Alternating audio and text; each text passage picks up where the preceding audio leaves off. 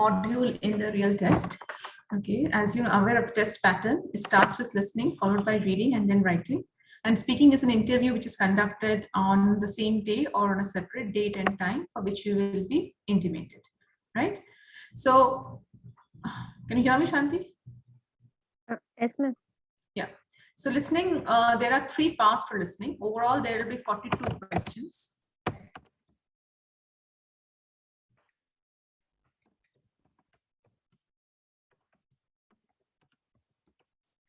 Okay, and the time given here is 50 minutes, which includes the audio time as well and time to read your questions. So both are given.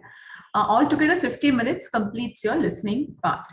So it is broadly divided into 3 parts, part A, B, and C. Okay, there are 3 parts to the listening program.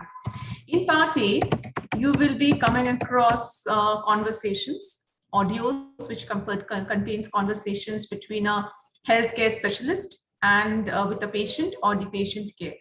Okay, so part A there'll be 2 extracts, 2 audios you're going to hear, and both the audios will consist of conversations. Okay, both are conversations between a healthcare professional and a patient or a patient care. From each extract, you get 12 questions. From extract 1, there are 12. From extract 2, there will be 12.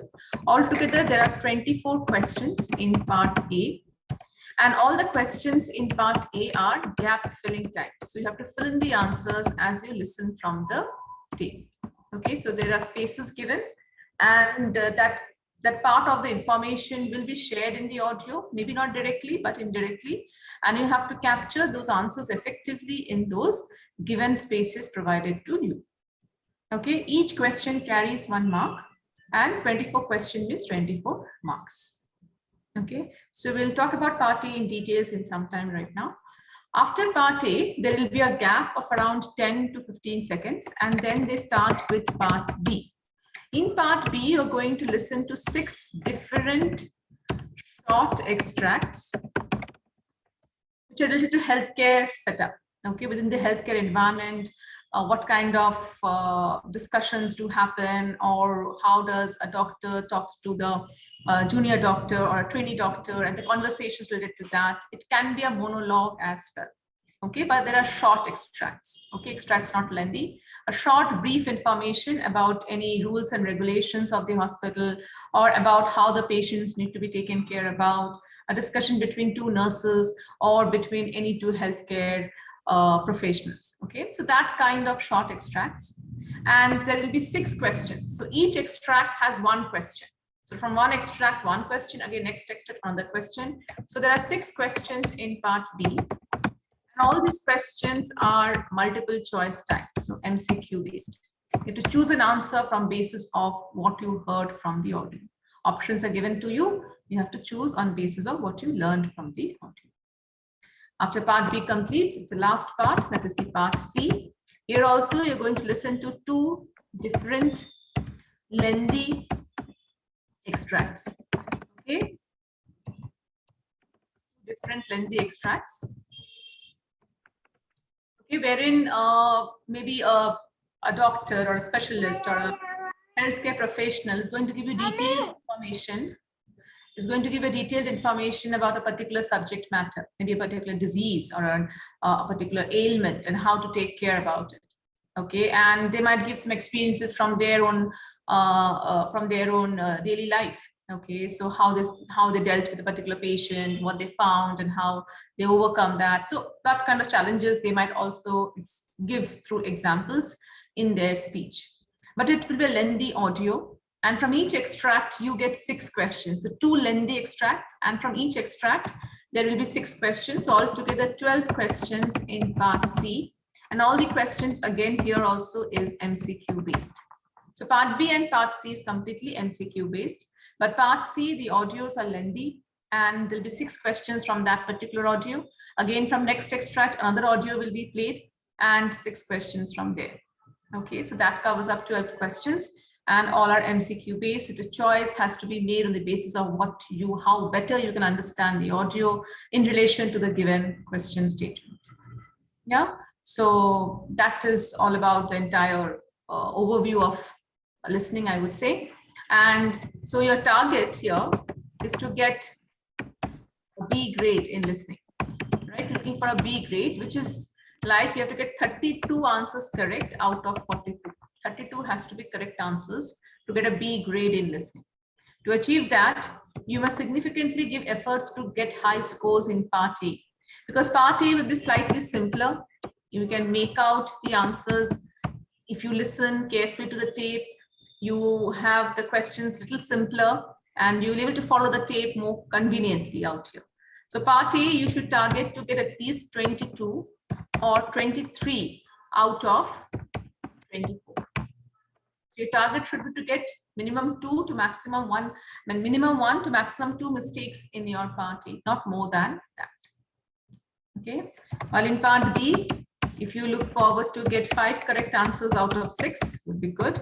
And part C being slightly more complex, a lot of information is going to be heard. Sometimes you get confused, you can't make out your options. There's a possibility of like, you might make little errors, like 2 to 3 errors you might make.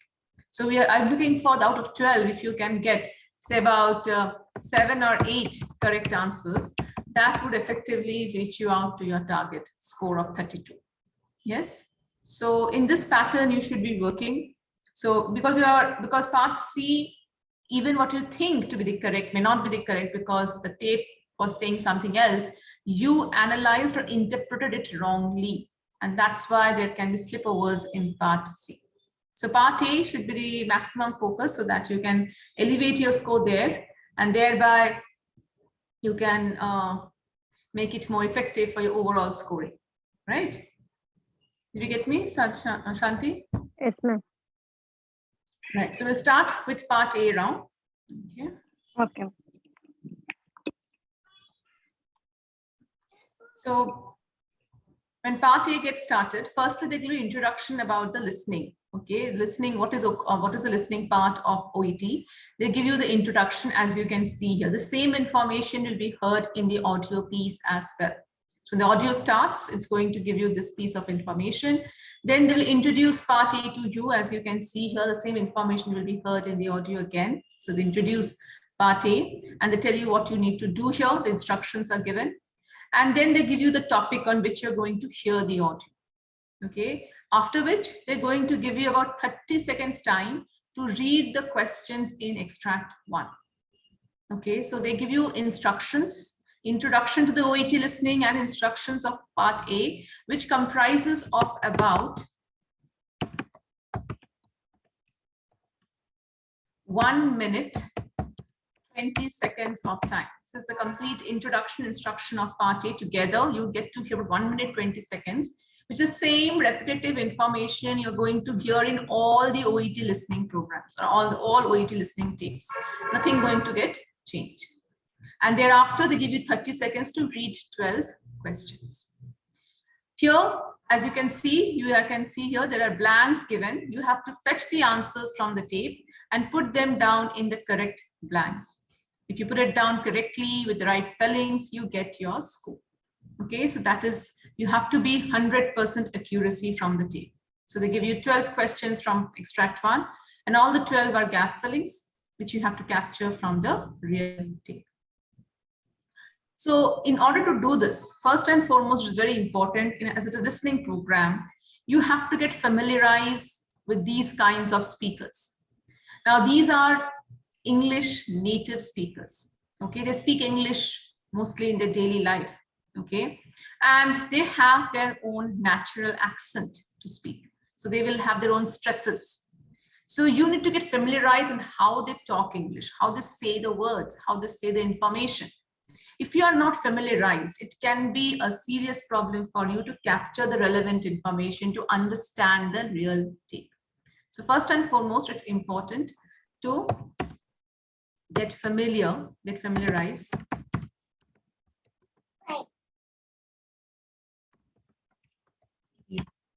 English native speakers. Okay, when I say English native speakers, they are not only British English speakers, they can be speakers like in England, I mean in Europe, there are many countries which speak English, but they have their own regional accent. Like an Irish person speaking English with a different accent compared to British English. A Welsh person speaking English will be different. A Spanish person speaking English will be different. On the other hand, Australian speaking English has a difference in their stressing. So different English speakers have their own accents. I would suggest that in your free time, if you can, listen to these kinds of speakers and try to understand what they are saying. Try to take down some details as they're saying the information. That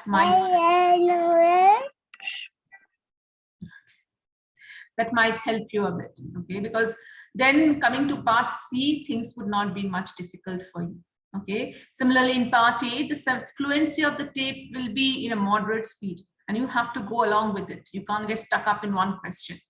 So thus, to make yourself more accurate and make yourself more capable of understanding the tape, I would suggest you to just listen to these kinds of audios, podcast, okay?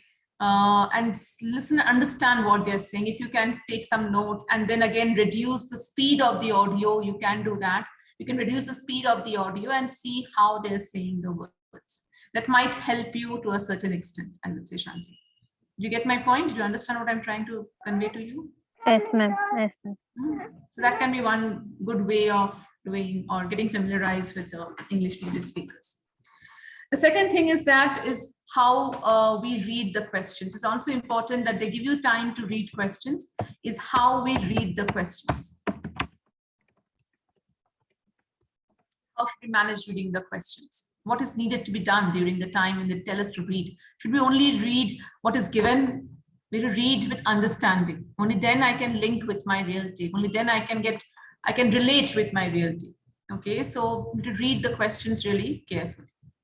And third important thing is about time management. You have a very short time to read all the 12 questions in 30 seconds of time can be slightly challenging.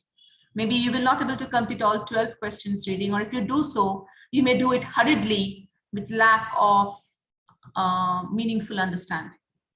Okay, so time management is also important. You have to manage time. You also have to take down the answers when listening to the tape. Spontaneously, you have to take down the answers because you don't get a second chance to listen to the audio again. Only once the audio will be played. So time management skills are also important out here. So coming to, as I was saying, the instruction which takes about 1 minute 20 seconds. This is the same instruction you're going to hear. So should we spend the time listening to the same audio, same instructions again and again and again? How it's going to benefit us? It's just we're wasting our time, right? So what we can do during this instruction time is to start reading the questions. We have 1 minute 20 seconds in hand, which is sufficient time because we just get 30 seconds to read 12 questions. So if we get 1 minute 20 seconds, why don't we use that time to start reading questions? Now, what shall we read? We suggest that you must start reading questions from both the extracts. Quickly, when they start with the introduction of OET listening and they'll introduce part A, go to extract 1, read the topic heading, what I'm going to listen about. I'm going to listen about a conversation between a physiotherapist and a patient. So you get some idea in your mind. A physiotherapist means the person has some nerve-related problem, a muscle-related problem, so he has come to a physiotherapist. And then you must go and read questions from the top down. From the bottom up. You must start reading questions from the bottom up. Bottom up means you start reading questions backward. Like you start reading questions from 12, 11, 10, 9, as much as you can. And then again, in a similar fashion for extract 2, you read the heading and then you go down, top down, the bottom up, and read the questions from the backward, 24, 23, 22, 21. In this 1 minute, 20 seconds, how many you can do it? If you can do 3 from extract 1, 3 from extract 2, okay. If you can do 2 from both the extracts, 2 from extract 1, 2 from extract 2, do it. In the remaining questions, suppose you did say about, I take 3 questions. So you're left with 1 to 9. And those 9 questions can be dealt in the 30 seconds time that you read your questions. Then you can use the top-down approach. So when the instruction is being shared, when they introduce OET listening, don't waste that time. Start reading questions because that is going to benefit you when you listen to the tape. So start reading the questions from the bottom up, backward approach. Read a few questions, say 2 to 3, and as many as you can from extract 1. Do read the heading and then go to the questions. Similarly, extract 2, do read the heading and go to the questions and start reading from the backward. As much as you can in this instruction time, do it. When they give you 30 seconds, so extract 1, they'll do 30 seconds dedicatedly for read the questions. You read from top down. Again, extract 2, they give you 30 seconds. You again read the questions from top down. Okay. Am I clear with this pattern of how to deal with the questions, Shanti? Yes, ma'am. Yes, ma'am. Okay, if there's difficulty in following, let me know. Huh? So this is the time management skills, which can also be put forward during the instruction time. Now, what and how do we read questions? Before we start going to read questions, I want to tell you something, some cautions that you will have to keep in mind when you fill up your gap filling questions. What are these cautions? Firstly, since you have to capture the same word, the same information from the tape to your gaps, so you will have to maintain that 100% accuracy from the tape. Okay, that means no alternatives. Whatever the speaker said against your question statement, you have to capture that. So no alternatives. If the speaker used singular, you use singular. The speaker used plural, you use plural. So no changes on that. As what's said, spoken by the speaker, same thing, you have to write it in your gap fillings. The word count. It's also important that how many words can be captured in this blanks. Now, they don't tell you any word count as such. They say complete the notes with a word or a short phrase. That means you can write in one word or a short phrase. So we suggest that the word count should not be more than 4 words. Okay, the maximum word count should not be more than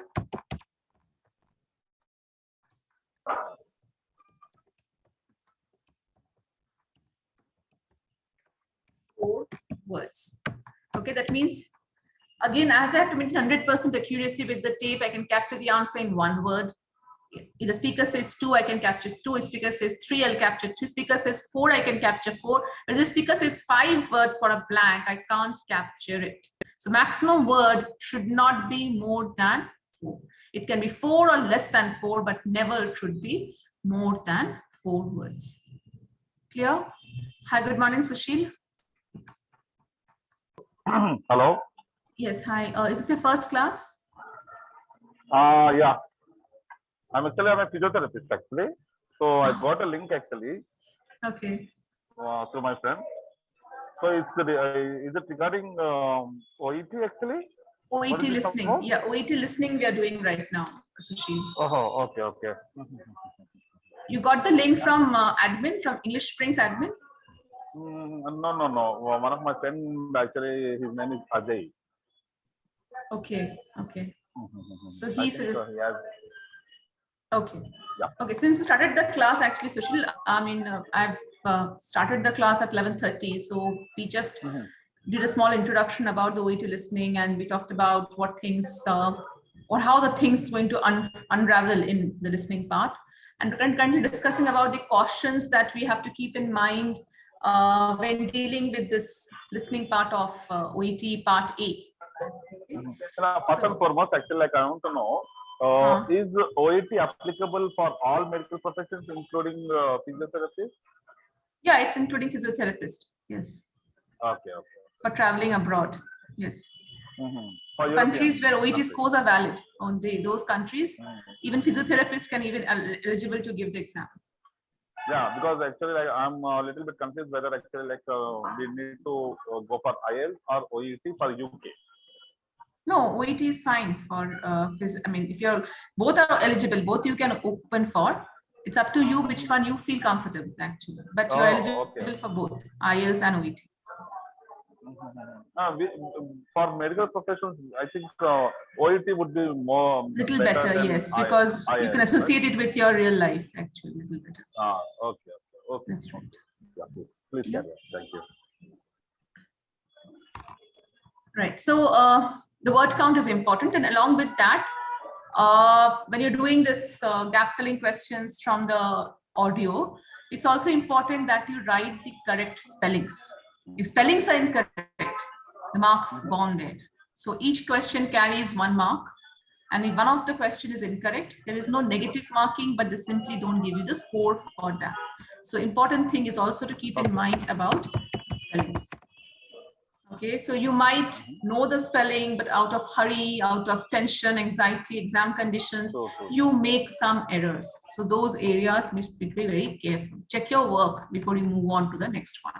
So spellings is one thing which is very important. Similarly, you also have to keep in mind that you should not repeat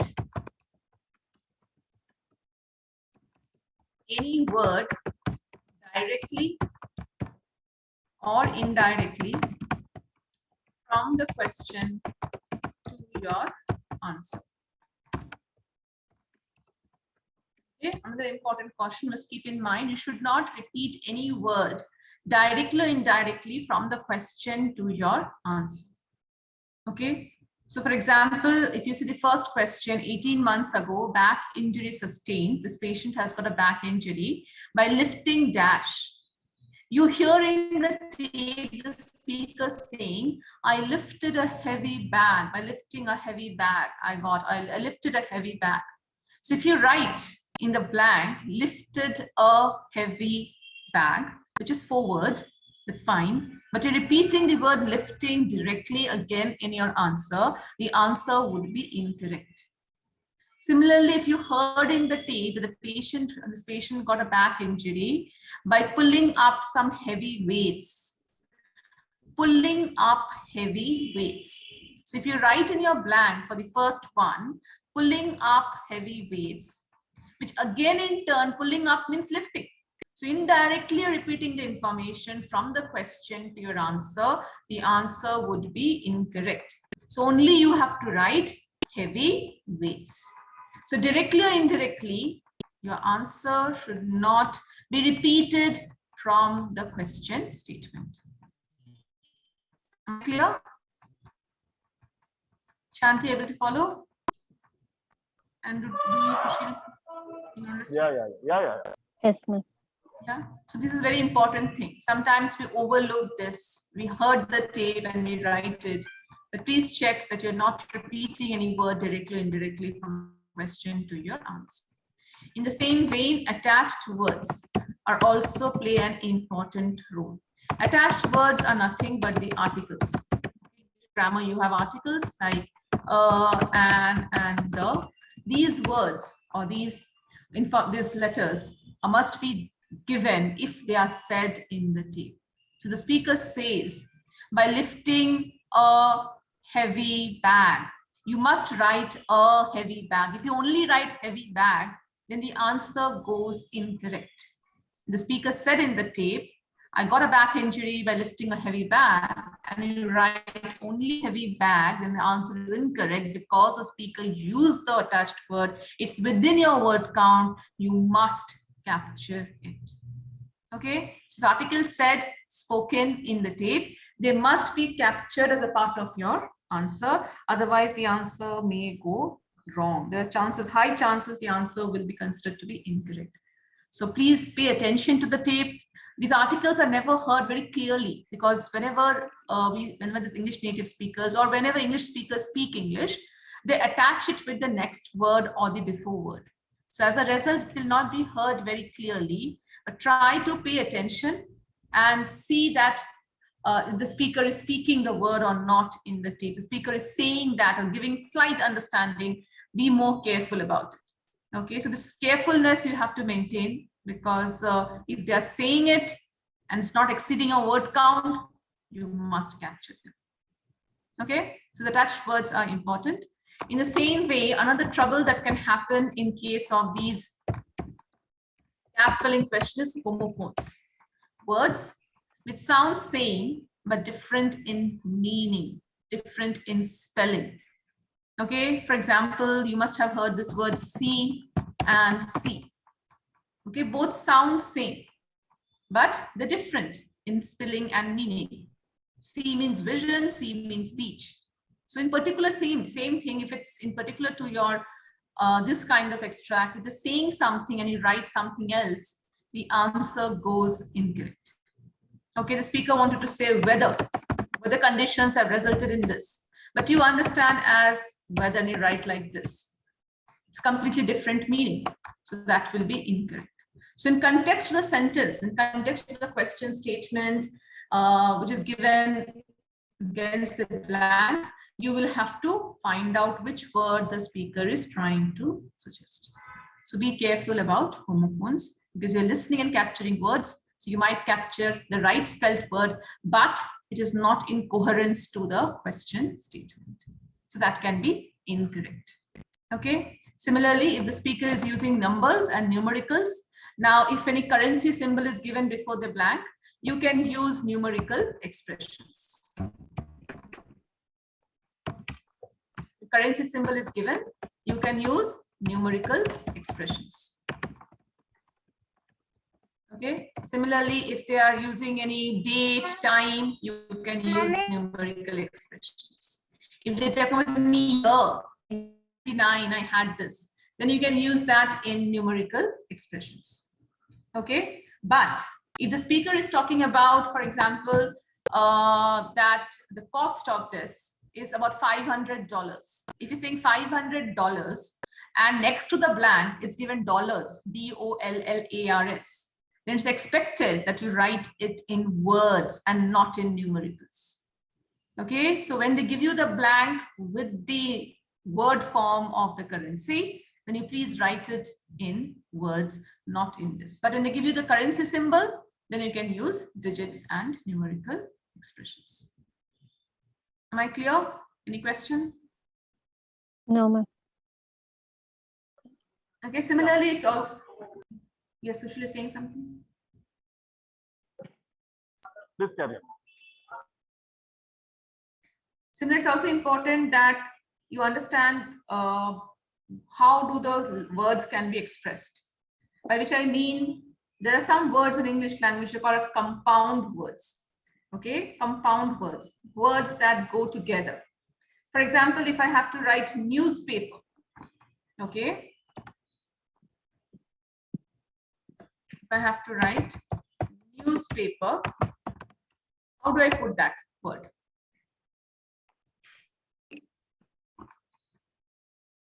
Will it be a one word or two word? What do you think? Newspaper? Two words, two words. It's always a one word. Newspaper is one. We have read newspaper is one, yeah. Newspaper is always a one word. We don't write news and paper separately. Yeah. Okay. Similarly, if I have to write the word real estate, I'm a real estate agent. So real estate, how do we write? One word. We write real estate like this. No, we write it two separately, real and estate. These are the words which go together. Okay. When we write basketball or when we write notebook, we write it as one word. Okay. Or basketball. Or sorry. Or staircase. How do we write staircase? Staircase. Okay. Once.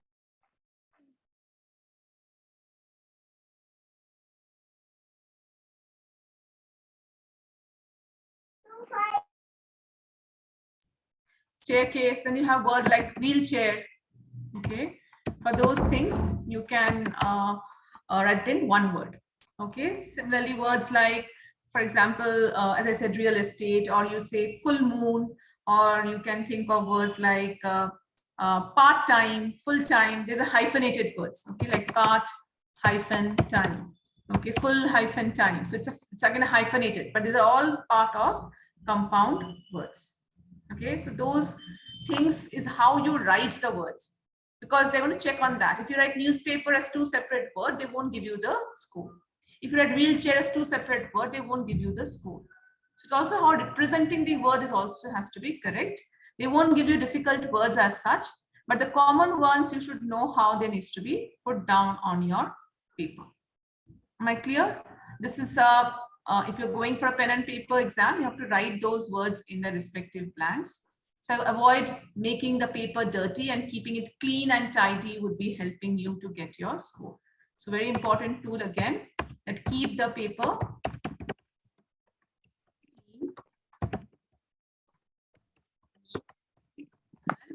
at the same time, handwriting should be legible. Your legible handwriting. Okay, somebody can read what you are writing as such. Okay, otherwise you won't get the score, because part A of your listening is being examined by human examiner. So please ensure that your handwriting is legible and easy for people to understand. Okay, try not to scribble anything on your question paper. Keep it neat. If you have to take notes while listening to the tape, you can do so at the back end of the paper, but not on the given question sheet. I hope I'm understandable to all of you about the guidelines that you have to keep in mind when you're doing your gap filling questions. Yes, ma'am. Okay, Suhas, I think you just joined. Good morning. Can you hear me? Good morning, ma'am. Is this your first class, Suhas? Yeah, ma'am. You haven't attended any of the English Springs classes before? I actually attended one class, ma'am. Okay. But I actually asked for only writing and speaking, ma'am. But they actually Okay. sent the listening class. Okay. I think writing and speaking is not there in this week. Maybe in the next week you might have that. Okay. Yeah. No issues. If you watch, you can just stay for this class and listen. Yeah, ma'am. Thank you, ma'am. Okay. So there are things that you have to keep in mind while doing this gap filling questions. Now coming to how do we read the questions. So as I told you, how you can effectively utilize your time, the instruction time can utilize to read a few questions from extract 1 and extract 2 from the backward, and read a few questions, understand them, and when they give you time to read, give you time 30 seconds, you can read the remaining questions from top down. So coming to how we read the questions, well, when you're reading the questions, you must only look at where your blanks are given. You don't have to read the information given before, after, anything.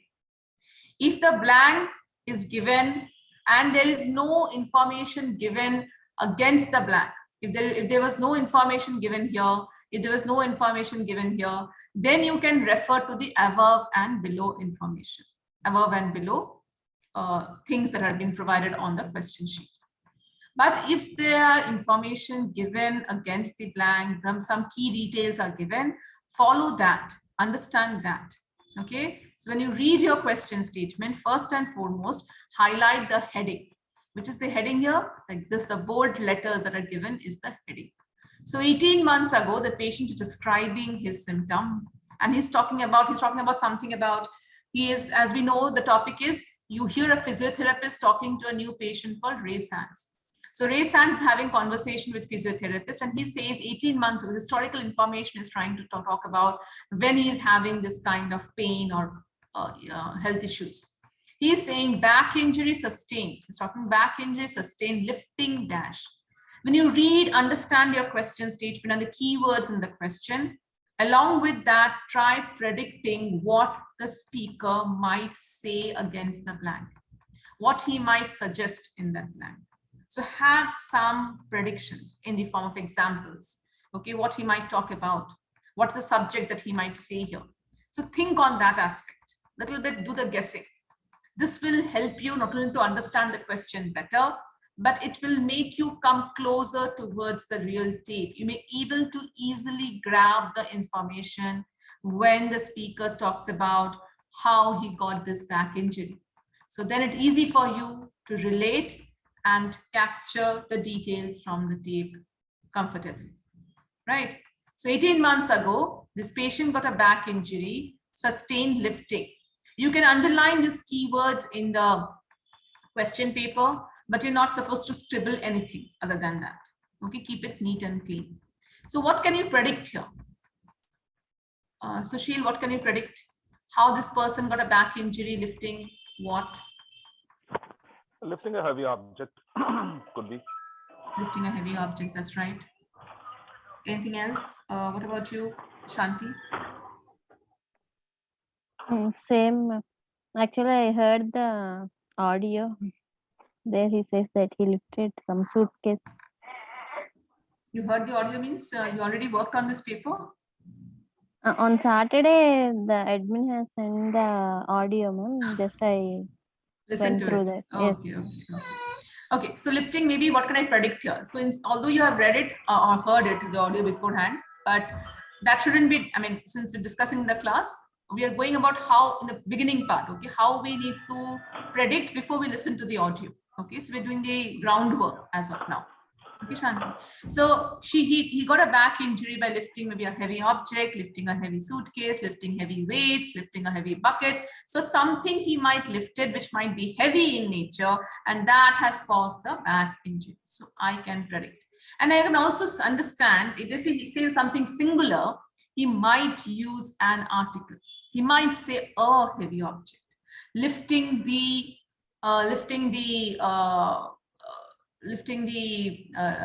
my office bag.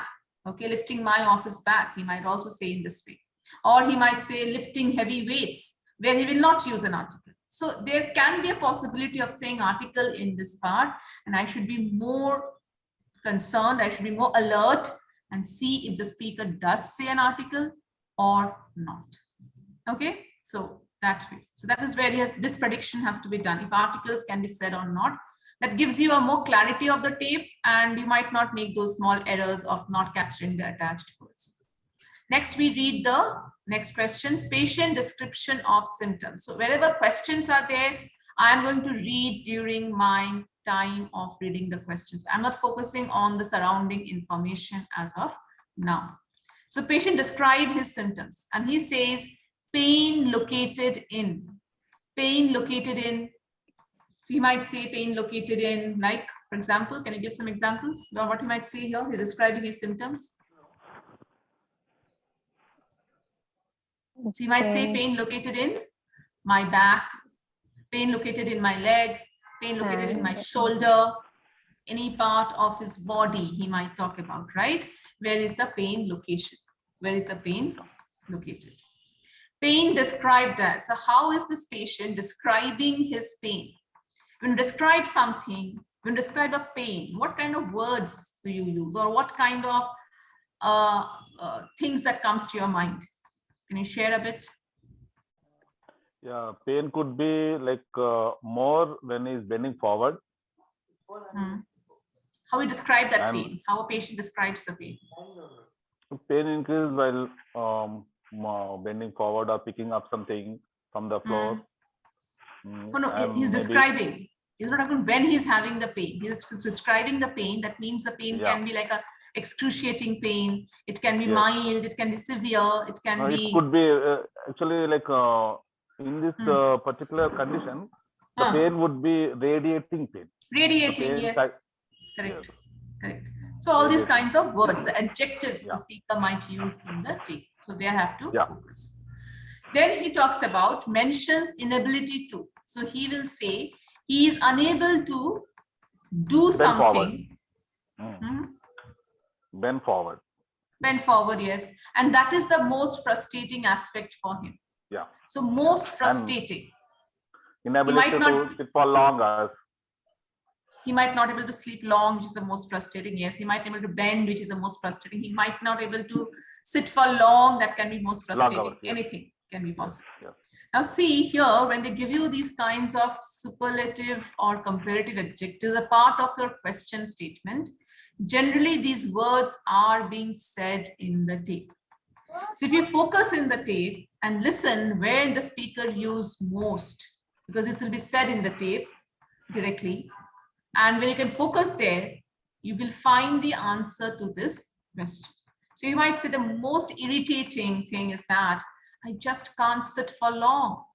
Okay, I just can't sit for long. I can't, it's inability to sit for long. Possible. So what he can't do, so what action, activity he can't do, I have to find from the tape. And that is the most frustrating aspect for this person.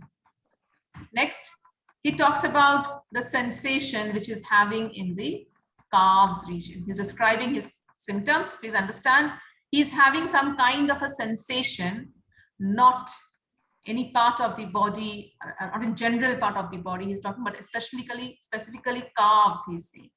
So what kind of sensation? Okay, what kind? Mild sensation, something very painless, but it is some sensation and some kind of sensation he might be saying, some tingling sensation, okay, some pinching sensation. What kind of sensation I have to capture from the tape? Am I clear? Yes. 2, 3, 4, 5 is clear to all of you? Yes, ma'am. Yeah. Coming to the 6th question as we go forward. 6th is talking about his occupation. The speaker will talk about his job, what he is doing. And he's saying that involves travel and some manual work. The occupation that he's doing, it involves traveling and some manual work. So can you understand what kind of job he might be involved in, which involves traveling? Some guesswork that you can make, some predictions. Yeah, he could be a marketing person, and maybe like more hours actually, like he would be like driving. And he could be a software employee as well. Exactly. So he can be into a profession like a marketing manager, or he can be a tour manager as such, which has traveled a lot. So I have to understand something which involves traveling and some laborious job that he has to involved in. And when he talks about his profession, when we talk about our profession also, we generally use an article, right? If you say I'm working as a physiotherapist, you use a physiotherapist. I'm working as a nurse, you will say a nurse. I'm working as a teacher, you will say a teacher. So here also the speaker might use an article. That prediction, if you can make in that little step forward that you're going, might help you to capture those attached words, which I said, more effectively.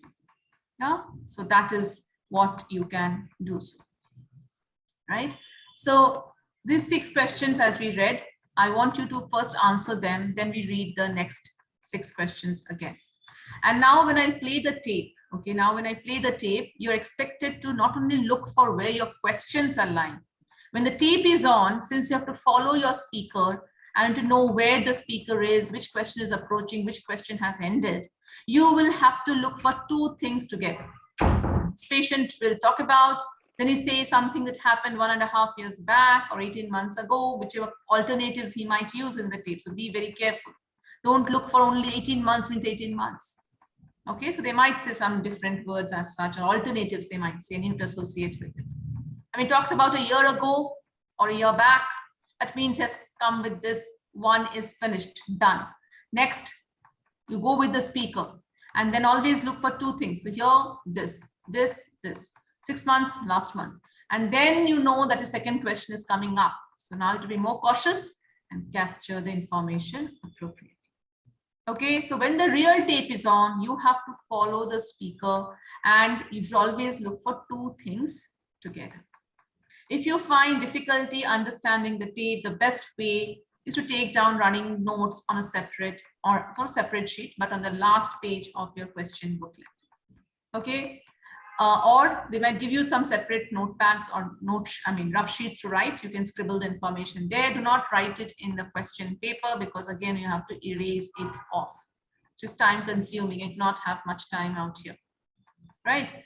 So if you want to take down notes, you can do so, but you're required to simultaneously answer your questions while listening to the tape.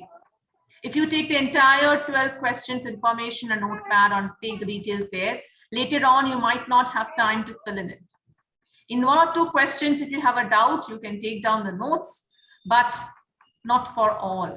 Then that would be really difficult for you to manage the questions well, because you have very short time with an extract 1 and extract 2. And again, you start with part B, 10 to 15 seconds time. So not a very good time you get to work and evaluate your answers and write them down in the respective plans. So better to do it as you listen simultaneously from your tape. Okay, so I'm starting the tape. Please listen. We're going to answer 1 to 6 questions right now. Okay, so all of you are ready? Yes, ma'am.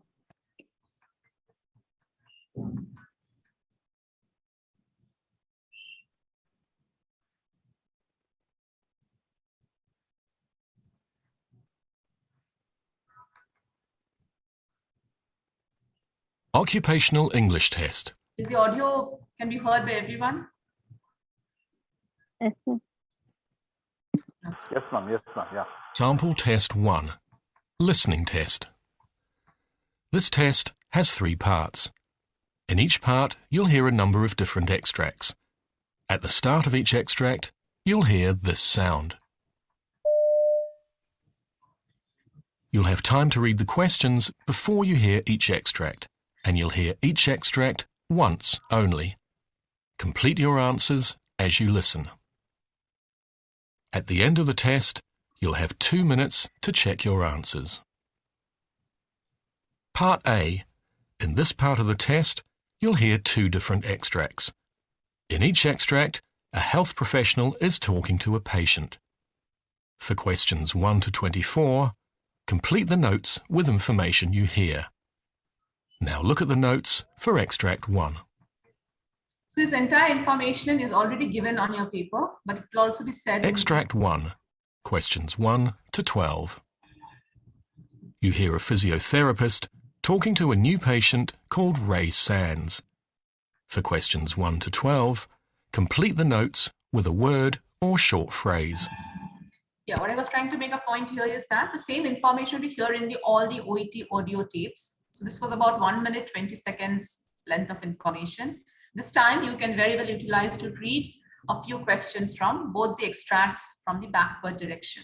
Okay, 24, 23, 22 from extract 2 and extract 1, 12, 11, 10, 9, as many as you can read. The reading is the same pattern as I just now done with you. So same way you can do that for as many questions in both the extracts. And now when they give you time to read, the 30 seconds time to read, you can read it from top down. That was a statement I was making beforehand, even I shared it earlier. So you are going to listen to the audio now directly, and please pay attention and capture details in the respective plans. You now have 30 seconds to look at the notes. Mr. Sands. Start.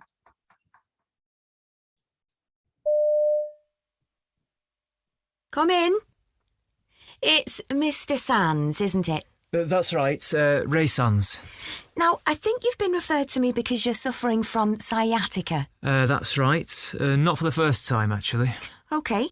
Well, I've got some notes here, but perhaps you can tell me in your own words about any previous bouts of sciatica you've had, what treatment you had, what worked for you, anything else you can remember. Righto. Well, it all started when I hurt my back. About 18 months ago now. OK. I was giving somebody a hand with a heavy suitcase and I felt it go, you know, just like that. Anyway, I slowly got over that, despite occasional flare-ups, and then, out the blue, about a year ago, sciatica developed. And it was 6 months till that finally cleared up altogether. Now it's come back in the last month or so, I'd say. I see.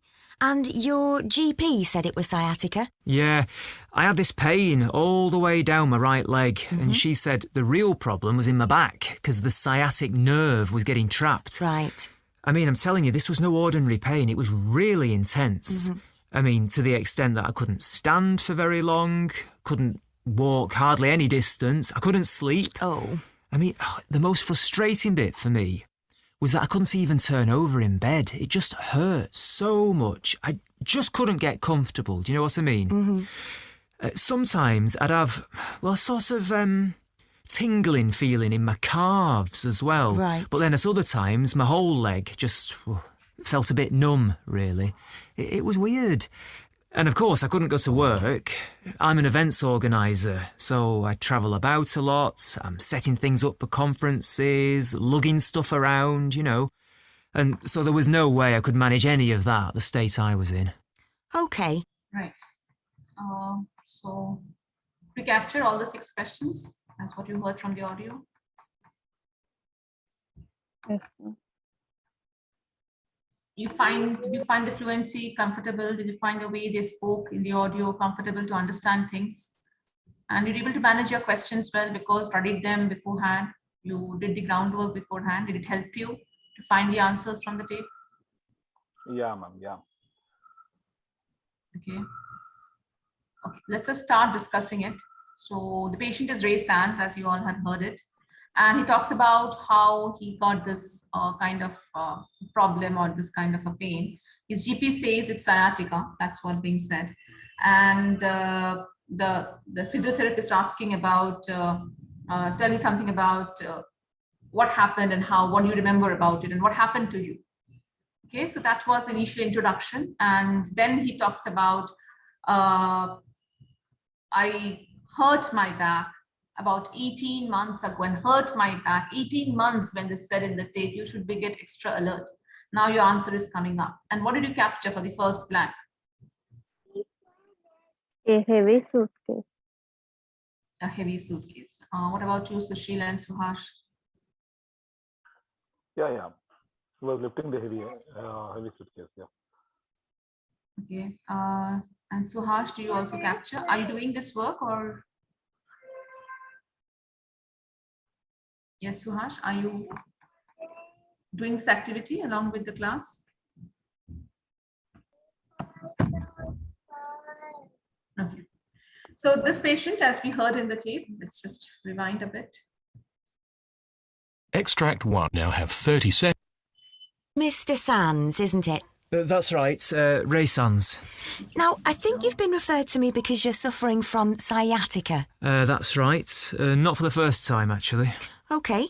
Well, I've got some notes here, but perhaps you can tell me in your own words about any previous bouts of sciatica you've had, what treatment you had, what worked for you, anything else you can remember. Righto. Well, it all started when I hurt my back. About 18 months ago now. OK. I was giving somebody a hand with a heavy suitcase and I felt it go. I was giving somebody a hand with a heavy suitcase. So I was giving somebody a hand, helping somebody. And by lifting a heavy suitcase, not directly said, not directly good, but it's implied. I was giving somebody a hand with the, sorry? Yeah, ma'am, actually like he was saying 18 months, right? I think it is 1 year ago, actually, you have written there. No, 1 year ago is different, 18 months ago. It all happened 18 months back when I was giving somebody a hand. Ago. Yeah, when I got this back injury or when I got this back pain by helping somebody with a heavy suitcase. Well, yeah, so that was the context.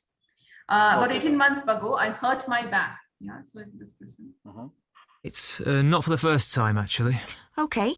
Well, I've got some notes here, but perhaps you can tell me in your own words about any previous bouts of sciatica you've had, what treatment you had, what worked for you, anything else you can remember. So now Righto.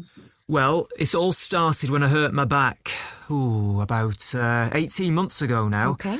I was giving somebody a hand with a heavy suitcase and I felt it go. So I was expecting that he would talk about something that he picked up, something heavy, something thing which got him a back injury. And when he matched with that 18 months ago, I was giving somebody a hand with a heavy suitcase. That means he was helping somebody to pick up that heavy suitcase. So it was not directly said lifting, but somewhere he's trying to help somebody with a heavy suitcase. And it felt it goes. So it got that back injury. At that point in time, he felt that back pain. Okay, so I hurt my back 18 months ago when I was giving somebody a hand with a heavy suitcase. So he helped somebody with a heavy suitcase. So lifting a heavy suitcase was the cause of his first pain. Sorry. That's the right answer, a heavy suitcase. If I only capture heavy suitcase, the answer won't be correct because it specifically said I was giving somebody a hand with a heavy suitcase. Okay, so I cannot write with a heavy suitcase because then the sentence becomes meaningless. Lifting is given. If I'm lifting with a heavy suitcase, no. Okay, helping somebody indirectly means you're trying to lift his suitcase or her suitcase. Yeah, so that's the understanding, a heavy suitcase. And then he says a year ago, I got sciatica. You know, just like that. Anyway, I slowly got over that, despite occasional flare-ups. And then, out the blue, about a year ago, sciatica developed. When you're looking into the tape, you're looking for two things together. So now you're looking for one year ago what happened, because he just now talked about what he caused the pain. And he talks about something about how he's felt that pain and poof, it goes, describing it, he's feeling it. And then he says a year ago, and that's where you are looking here now, that this is finished, this is done, you realize it. Okay, if you captured it, fine. If you couldn't capture, you must go along with your speaker. You should not sit on that one question at all. You should follow the next few things and come to the next question. Okay. Righto. Well, it all started when I hurt my back. About 18 months ago now. Okay. I was giving somebody a hand with a heavy suitcase and I felt it go, just like that. Anyway, I slowly got over that, despite occasional flare-ups. And then, out the blue, about a year ago, sciatica developed. And it was 6 months till that finally cleared up altogether. Now it's come back in the last month or so, I'd say. I see. And your GP said it was sciatica? Yeah. So GP says sciatica, and then he talks about where is the pain located. Okay. Because that's where the next question is. So he talks about last month, you're more alert now, your question is coming up, so catch the information. What did you able to find your answer for the pain located in? The right leg. The right leg, okay. Others, could you share what you captured? Yes, Sushil, could you capture anything for second one? Or do you remember what you heard? I'm really sorry, ma'am. Actually, right now I'm with a patient. I'm treating a patient right now. So Okay. maybe I didn't. I'm really very sorry. It's okay. Fine. Yeah. Suhas, did you capture? I missed out that part probably. Okay. No. Yeah. Suhas, you capture this? No. No. Okay. So I think you're just passively listening, is it? If I'm correct? Yeah. Right. So what did you say here? Let's just check the audio once. I had this pain all the way down my right leg, and she said the real problem was in my back because the sciatic nerve was getting trapped. So I have to find patient description of symptoms. Okay, how is the patient describing his symptoms? He is saying, I had this pain all the way down in my right leg, but the GP says the real problem is in my back where sciatic nerves are getting trapped. So I don't have to understand what GP says. So the answer cannot be back because it's GP's description of symptoms. The GP suggests it's the real problem is in the back because sciatic nerves are getting trapped. But what is patient description? I have this pain all the way down in my right leg. Okay, I have this pain all the way down in my right leg. There was no the here, Shanti. So I think the is incorrect understanding. It was not said. If not said, you can't add. Okay, so pain is located all the way in my. Since this patient description, mine did not be written, you simply write right leg. That's the answer. Because patient describing it, so you don't have to write in my right leg. It's clear, it's patient describing it. So in right leg, the is incorrect. Okay, and then how the patient describing this pain, how he's saying about the pain. What did he use the word? What kind of descriptive words he used to describe about this pain? Really insane. Really? Insane. Insane. Okay. So you're getting mad. You go mad with the pain. Okay. Let's see what the speaker said. The real problem was in my back because the sciatic nerve was getting trapped. Right. I mean, I'm telling you, this was no ordinary pain. It was really intense. I mean, to the extent that I couldn't see. Okay. So the real problem is in, the doctor says GP says the real problem is in his back where sciatic nerves are getting trapped. Okay. And he says it's not ordinary pain. Now, no ordinary pain is not a descriptive word about the pain. And then he says it is really intense, not insane, actually intense. It is really intense to an extent that I couldn't walk or any further, all that things. So pain described as, you captured part of the word correctly, but there is no half or grace marks as such. It has to be entirely correct. So this is really intense. Now some people only capture intense. Now when describing the manner of the pain, how it is, using an adverb, you also have to capture that. So the pain is described as really intense. Then only the answer would be correct. Only intense, it will not be the right answer at all. Okay, so it's an ordinary pain, it's really intense to an extent what happens to him. Right? So I think 1, 2, and 3 is clear to everyone. Are the answers clear? Yes, ma'am. Yeah, ma'am. As we move down to the fourth one, before the fourth, what do you understand? What was the most frustrating aspect for him, which he can't do, unable to do things? What thing he can't do?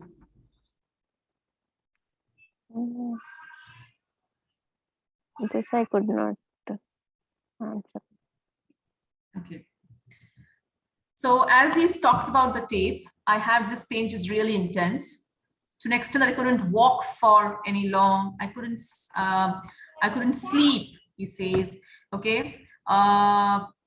So when he talks about these things that I couldn't walk hardly any distance, I couldn't stand for long. Walking is information giving about mobility. So he's losing his mobility because of this intense pain. I couldn't stand for long. I could hardly walk any distance. That means his mobility getting affected. I am listening, couldn't, and I'm connecting it with inability. The speaker will always move from here to here to here. He will not jump to 3 to 4. Okay, please keep this in mind. So because I heard inability, and inability means couldn't, I think I can put it answer here. That couldn't, I mentioned inability to walk hardly in a distance. If I put that, but that is not the most frustrating aspect. He has to also talk about this word most in the tape, I told you. So he didn't suggest that. So I couldn't walk hardly distance. I couldn't stand for long. I could hardly sleep. The most frustrating bit, he actually used the word most frustrating together. The most frustrating was just I couldn't turn over in bed. Okay, just listen to this part. Stand for very long, couldn't walk hard. Now it's come back in the last month or so, I'd say. I see. The real problem was in my back because the sciatic nerve was getting trapped. Right. I mean, I'm telling you, this was no ordinary pain. It was really intense. Mm-hmm. I mean, to the extent that I couldn't stand for very long, couldn't walk hardly any distance, I couldn't sleep. Oh. I mean, the most frustrating bit for me was that I couldn't even turn over in bed. It just hurt so much. I just couldn't get... Did you get that? The most frustrating, I was capturing the superlative adjective in the tape. The most frustrating bit was I just couldn't turn over in bed. So what will I write as an answer? Couldn't turn over. Couldn't means inability. You don't have to write couldn't. Indirectly repeating the word into your answer. So I could write turn over in bed. Turn one word, over one word. If you put turn and over together, the meaning changes completely. It becomes the turnover of a company, the revenue of the company as such. So turn over in bed. 4 words capturization here. The most frustrating bit was I just couldn't turn over in bed. Okay, so that is the thing that I had to capture for the 4th answer. Okay, and then he talks about some kind of sensation he is having in the calves region. What kind of sensation? Did you capture that? Tingling sensation. Tingling. Okay, let's see. Couldn't walk hardly any distance. I couldn't sleep. Oh. I mean, the most frustrating bit for me was that I couldn't even turn over in bed. It just hurt so much. I just couldn't get comfortable. Do you know what I mean? Mm-hmm. Sometimes I'd have, a sort of tingling feeling in my calves as well. Right. But then at other times, my whole leg just felt a bit numb. So what he says here, I had this tingling feeling in my calves. That was specificity that I was looking for in the calves, what kind of sensation he is having. A tingling sensation, tingling feeling in my calves, and then the whole leg gets numb. Now I was looking for 2 things together, and I can see the numbness is given already. So this answer should not be the numb kind of feeling. And the calves specifically, he used the word tingling. So only the tingling. Feeling means sensation. Don't have to write feeling again. So only write tingling sensation. That's it. Okay, so the answer is tingling for your 5th answer. And you can also understand the numbness is in the leg he spoke. Numbness is given as a part of your information. So this can't be repeated as in your question as well. Okay, the whole leg goes numb, and that's where it's already given as one of your bullet point. What is the occupation? What does he do? How does he earn his living? Event organizer. Events organizer. Events, what did you understand? Events organizer. Okay. This is what you have written. Organizer, NISER.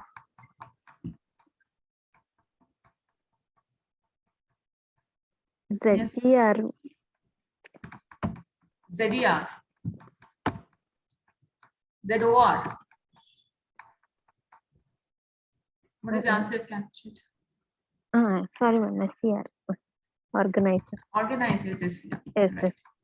Events organizer. Okay, but I said you just see whether he uses any article or not. Did you capture that when you heard the tape? Did you say I anything about said A events organizer. but it's event? Well, event has a sound of a vowel. So it should be an events organizer. Yeah, So he might say an events organizer. Why? See, it's not organizers. If it was organizers, then there will be no article. Of course, he's talking about his occupation. So he will be using an article because it's his occupation, his profession. So he'll be using the article, that is more than sure. But which one? Depending on the consonant or the vowel sound of the letter. So since he's saying I am an events organizer, where E is a vowel sound, it has to be an. Even if I didn't hear it, I can make it out. It makes more sense. Now you can start writing the in capital and less in small letters. That's also acceptable. If you write all the answers in all cap, that is also acceptable. But some answers in cap, some answers in lowercase is not acceptable. So either you write all the answers in all in caps or all the answers in lowercase letters. When a blank is given at the beginning of a sentence, you can keep the first letter in cap and rest in lowercase. Even if you don't keep the first letter in cap, that's also fine. Okay, both way it is acceptable, whichever suits you. So let's see. Really? It was weird. And of course, I couldn't go to work. I'm an events organiser, so I travel about a lot. I'm setting things up for conferences, lugging stuff around, you know. And so there was no way I could manage any of that, the state I was in. Right. Okay. So what I understand is that he's an events organizer where he has to travel a lot, looking things around, and the state that he was in, he can't do anything as such. Okay, so he is finding it difficult to manage things at his workplace. So thus, he is an events organizer. So I think we captured all these 6 questions. Maybe one or one you may go wrong, or you've captured somewhere less, somewhere more. But you understood where you're going wrong and how you can improvise on it. Yeah, Shanti, is it clear a bit? And others also? Yeah. Yes, ma'am. Yes, ma'am. Right. So we have the next few questions to be done, which we would take it up with reading the questions and answering them. But I would like to take it up in the tomorrow's session as such.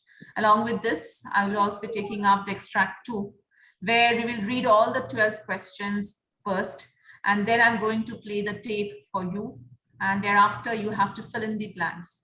So if possible, Sushil, if you can just keep yourself a little unoccupied during that time, just 1.5 hours or 1 hour, 15-20 minutes. If you can just keep yourself a little unoccupied that time, I can do that in the class. You might be able to understand things in a better way. So because you realize where you're going wrong, what mistakes you're making, and you might be able to develop from there. You getting my point? Yeah. So I want you your presence in tomorrow's class with understanding from 7 to 12, and then I'm going to play the tape and I'm going to answer the question in the class as well. And even Shanti, don't go. 1 second. Yes, tell me. Sorry, ma'am. What time? At what time? 11:30 in the morning. Okay, 11:30. Yeah, if you can just keep okay, fine, ma'am. Yeah, sure, ma'am. Yeah. Right. And Shanti, if you're working for listening, work from other test papers, not the one that we're doing in the class, because then you won't, because the keys are already given might be to you and you know where you're going wrong. It won't help you to understand the things in the class in a better way.